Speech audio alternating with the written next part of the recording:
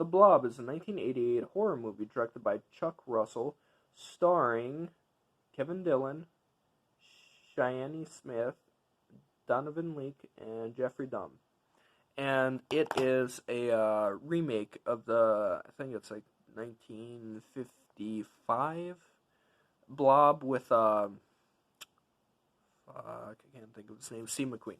So this movie, I was super excited to see this movie, and I bought like all these horror movies at the same time, all these like re-released on Blu-ray, and I saved this one for last because I'm like, I want to save this movie. I want to build up to it because I think it's gonna be one of my favorites. And holy shit, this movie's amazing. So it earns its R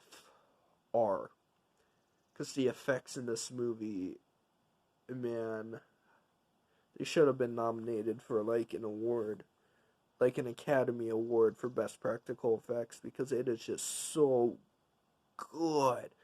I mean, it is shocking of the amount of gore and who dies in this movie and how the Blob just truly just devours these people. Just, oh.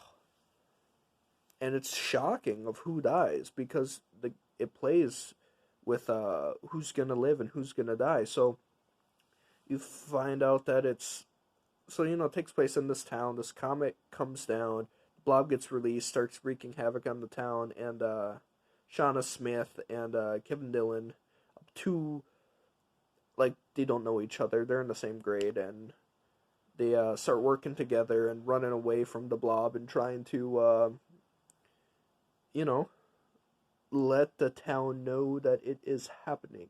But you find out that it's actually from, spoilers, the government satellite, that it was purposely released to test it as a biological weapon.